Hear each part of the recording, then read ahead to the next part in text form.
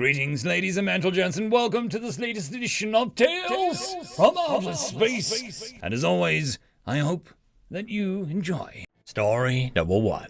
The Dead Human, written by Alex Delacluge. What the feck is that? Illyria looked at her partner and co-worker, a single eyebrow raised behind a gas mask. She was an elf, a tall and somewhat scrawny beauty.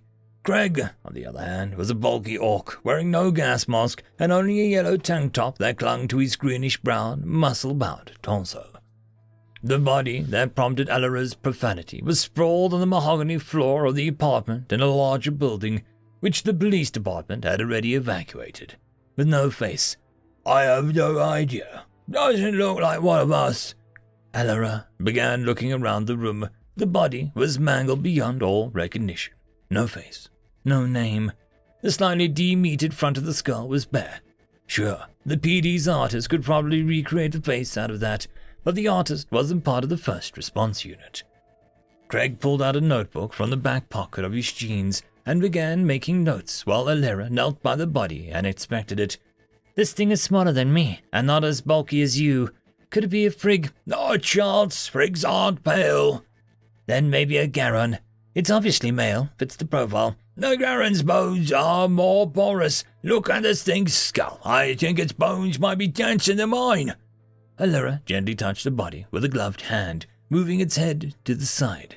The body had fallen face up, the somewhat long hair covering the sides of its face. It was soaked with dry blood, deep crimson. Illyria reeled. "Iron blood! This thing's an iron blood! Give me new gloves!" Craig struggled to find a new pair while Illyria quickly removed hers and put on a new pair.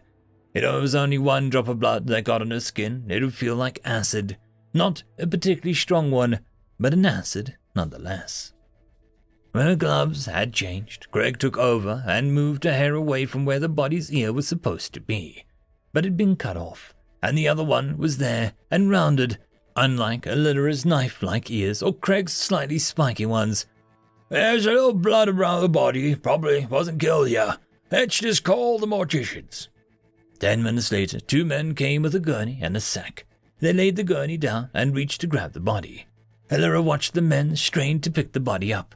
Once, twice, but it wouldn't budge. "It's too heavy," said one of the men. "Craig, a hand." The bulky orc grinned and leaned down. That was going to be easy. So easy.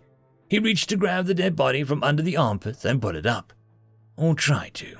His muscles strained to the other 2 morticians tried to put it up, but it just didn't work. It wouldn't budge. "What the feck is this thing?" Craig almost shouted. He could easily pull up weights as big as Illyria in the PD's gym, but a single whatever the feck this was wasn't going to beat him. He strained again and moved the body closer to the gurney. "Even if we put him on this thing, we won't be able to carry him down 7 flights of stairs," Illyria said with a sigh. "That won't be necessary." Craig looked confused at Illyria, and Illyria looked back at him. Then both gazed at the entrance to the room.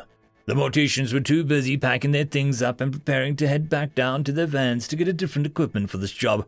"I can get him." The one that spoke from the doorframe was lithe and scrawny, tall and wearing a gas mask. She slowly reached up to put it down, revealing identical features to Illyria. It was as if staring into a mirror. The only difference was the hair color. Mirror Illyria's was blue, while Illyria's was blonde. I was hoping, honestly, that the first response unit would be slower. Didn't quite want to work with myself, but it's good as anything else. "Look, miss," Craig began, "this is an investigation, and if you obstruct it in any way, we'll have to arrest you." Mirror Illyria put up her hands. "Fine, Craig. Fine." "You know my name." Illyria shot daggers at Craig. "Of course she does, dummy. She's me." Illyria grinned. "Listen, I was given freedom by command to handle this as I see fit, and that's what I plan to do, considering it's a first contact situation for your side, and I know that half of what I'm just said is nonsensical to you, but hear me out first." Now even the morticians were attentive, looking at the mirror Illyria with the gurney folded and the sack abandoned on the floor. "You take that body to the morgue and you make its necropsy. The report shouldn't be seen by anyone. The moment the necropsy is finished, the body should burn. The reason is very simple. You don't have that race here. What race? What does here mean? Greg asked, a hand subtly reaching for his gun holster.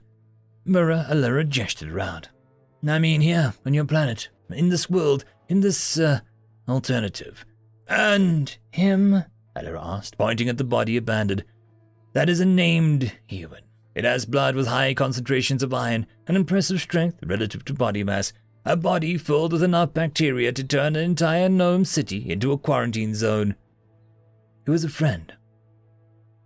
2 days later, Lbry and Lbry sat in a cafe in another city, where both of them knew no one could know them. No one wouldn't wonder why 2 Alban twin sisters were enjoying lattes in a cozy place while the snow fell in the streets. So, let me get this straight, began Lbry. There is an almost infinite number of alternatives that people could potentially access where things have gone just a bit differently, and ours doesn't have humans. Correct. And there are at least 7 alternatives in which only humans exist. Alternative Command was created by humans specifically to slow their spread in some alternatives. It's not easy living side by side with a human. I don't get it. Why would their race create an institution tasked specifically with keeping their race out of other people's affairs? There is a reason, but I'm not authorized to tell you. However, let me put it like this.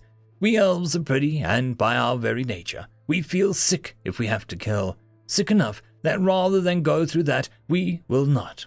In all alternatives I visit, there wasn't a single elf killer.